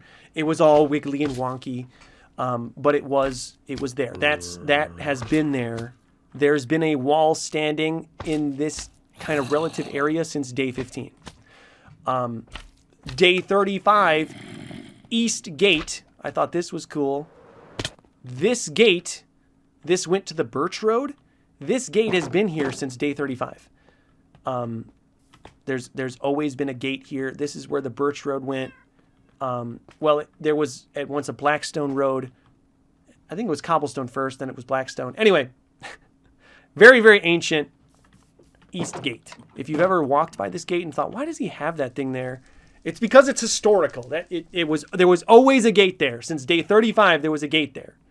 The next note I have is, because it did stay, if you watch the first like 300, I build my world, and then I kind of, I go off and I form L Town, I form Glass Town, and the compound as it was kind of stays the same until sort of later in 1,000 days, as you can see some of these timestamps. The 474 northern parcel, what that means is basically everything, this you see this kind of almost square chunk of land that's sort of jutting off the inner wall. So that's the northern parcel. This was all water. You can kind of see the lake. And that northern parcel, I put that in day 474. That was just water beforehand. That's the northern parcel. And then you also see my first sextuple beacon on day 572. It was in the back, kind of in this area, and it was just one. You can see I went about another 100 days before putting in a second one. I put it kitty corner. It's kind of where the fountain is now. And then the 4X, another 150 days. Then I had 4 sextuple beacons. I went 1,000 days before I had 4 sextuple beacons lined up perfectly. And then between the northern and eastern parcel, there's almost 1,200 days. The eastern parcel, like the northern parcel, refers to this land. So outside of this wall, it used to just border water. And I don't know if you remember this. This is sort of some elite ball knowledge. But underneath these frog lights in 5,000 days, I found some water. That was historical water. I probably should have saved like 1 block of it, maybe. Because it's the only water left from like day 1. I didn't. Maybe I should have. Maybe there's some still in here. I don't think there is. No, there's definitely not going to be anything in here with the redstone. But this was all water. So I wanted to mark that this was all water, and this became the eastern parcel. This is not natural shoreline. This is natural shoreline, but everything between here and the inner wall there was total water. And this is sort of where the shoreline, this geometry comes from natural mountain. Past that, you see things like the emerald perimeter, the first 100 by 100 emerald perimeter. And that refers to this. So this is a corner of the emerald perimeter, but it's 100 by 100. It goes all the way over here and basically frames what you would call the main meat of the compound, all the industrial equipment, everything like that. That's the 100 by 100 emerald perimeter. And that was set up a long time ago, man, almost... over 3,000 days ago that was set up. And then you see just progress, like the emerald inner wall that was near the end of 2,000 days at 1,900. And sorry, emerald inner wall means that this inner wall that we talked about earlier, the one that's been there since day 15, that's the one we talked about. On day 1927 is where you see it where it's laid out now, and it's been there for 3,000 days. And then the north gate I made 20 days later. That refers to this gate right here. It actually had to be moved. It was in a different spot, and then when I squared out the wall, it ended up moving a bit. We also have the level of the inner wall, so got everything to 1 in the inner wall in the 100 by 100. In 3,000 days, one of the first things I did was level all that off because I really like level land. And then past that, you have sort of this page 3 of 4 is really the wall, the big cobblestone wall around everything. You kind of see the layout of that. Just seeing the different pieces. The 3,000 days is the inner wall emerald floor. That was completed on 2866. That was the big project. One of the big projects in 3,000 days was getting this inner wall all emeralds. And then, of course, 4,000 days, we make the wall. So that you kind of have the different steps in that, showing how all that was built. I put 3898 as built the wall. That's when I sung the song, Built the Wall. And that's when it's kind of like super, super done. And then also 600 days later, I show the date for all the redstone lamps within the wall, which I considered a piece of the wall myself. I think that's a piece of the wall. I think that's fair to say. But I wanted to go through the wall log just to show you just how things have changed over time. And just that everything has just always been changing, constantly changing. I think sitting here at 5,000 days, I do sometimes wish that I took a little bit more care with keeping some of those more unknowing historical artifacts. Mostly in the inner wall, stuff that I built around the tower that just got created, got destroyed. It really wasn't until like 2,000 days when I started like building things and not destroying them because they were dumb. So I'm going to do my best going forward. For the next 5,000, getting into 10,000, I'm going to do my best in making history and preserving it. I am. But I hope you enjoyed this tour. Like I said, this one is going to be much more accessible for everybody because it's a very small download. Check the link in the description. Java only. If you know someone at Minecraft that can help me out, I would love to get my world onto the marketplace for Bedrock Minecraft. I would love that. But I don't know the first thing about that. I don't know how to contact anybody. You kind of have to have a team. If anyone out there is on one of those teams, we can collaborate. Hit up my business email. I would love to get my world onto the marketplace. Don't email me with like sketchy ways to do it. I just like if we're legit, I'm here. I don't want to charge anybody. I imagine they'll want to charge, and we'll have to do that. But I would love to have as many people as possible experience this world. And I think 5,000 days is a great time for that. Now that we're at the end, I do want to say one thing real quick. I am floating. I'm floating the idea of going all the way to 10,000. I know. If you remember, if you're a fan, if you've been watching these videos, when I did the first 3, 100, 200, 300, and then there was a skip between 300 and 1,000. It went straight. It didn't go 300, 400, 500, 600, 700. It went 100, 200, 300, 1,000. After reading your comments about some of these mega build projects and because most people, I would say 90, 96, 97, 98% of people were just very happy to watch it. They loved the video. There were some that didn't love how I spent so much time on just a couple of big, massive projects. And I thought maybe I just go to 10,000. The next video you see on this is 10,000 days. I'm up in the air on it. I'd like to hear your thoughts. Ultimately, it is my decision. And I had the epiphany that okay, I can start playing to go to 6,000 days. And if I want to get to 6,000 and make 6,000, I can. Or if I get to 6,000 and want to go to 10,000, I can. The option's there. I'm still thinking about it. I don't know. The timing is weird. It's already hard to fit 1,000 days into 2 hours. A 10,000 days video would likely be 3 or 4 hours. I think I'd be most happy with it at 3, because I think sometimes when these things get to like 4 hours, it's like, okay, no one's gonna watch a 4-hour movie. I don't know if they're gonna watch a 4-hour video of Minecraft, but I normally don't ask you guys these kind of things on direction of content, but I am this time. So if you want to give your feedback, please give your feedback. I'm thinking about it. I think a 10,000 days video of 5,000 days in Minecraft, it would be 5,000 days into this 10,000 days video. That could be quite notable. It would also take a long time. You wouldn't hear from me, at least on this main world, for a very long time, and I don't know how you'd feel about that.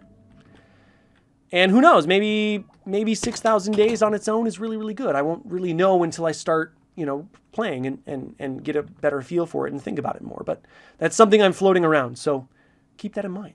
You might see 10,000 days from me. But I'd love to hear your thoughts. I really would. And of course, if there's anything you want to see me build, let me know that too. I have a very long list of things. I was going to build more things in 5,000 days, but I didn't know living in a computer was going to take so much of my resources, so much time. If I had known that, I was about to say, if I had known that, I wouldn't have done it, but I would have always done this. I am so very happy that every light is redstone. I'm very happy with it. Did we talk about Sheep Beach? No, we didn't. But I've kind of already done the outro. Thank you, notable members. You'll see yourself on screen. Everyone, if you want to join, hit the join button. I appreciate every single one of you. It's really cool to see you every time in the end. And just, I love reading your comments. You stand out. So if you want to be a notable member, hit the join button, write a comment. You get yourself in the end of the video. As long as you're a notable member at the time I edit the video, you get in. It's very simple. And you're forever and all time, sort of, your name is there. So it's a really good deal. Remember, check the link in the description to download the world. I hope you do. I hope to see a lot more downloads this time because of the smaller size. I think it's compressed just under 2 gigabytes, which is much better than 30 gigabytes. I mean, that's like a 2 gigabyte world. That's like not even like a game. Some games are bigger than that, even small ones. So hopefully we see more downloads. Please film yourself on it. Whatever you want to do, film yourself, live here, all of that. You can do that. I don't care. I love seeing that. I love watching those kind of videos. Let me blow the nuke up to end this thing. I think I'm going to take a more laid-back direction with the editing, and I hope you like that too. If levers are up, nuke will blow. Let's see. Bye, guys. I hope you enjoyed this one. I'll see you in 6,000 days, or, it would be... Does the nuke not work? Please. Tell me the nuke works. No! The nuclear bomb still doesn't work? Oh my goodness. This is actually... I can't make a nuke... Not... That would have been an epic outro.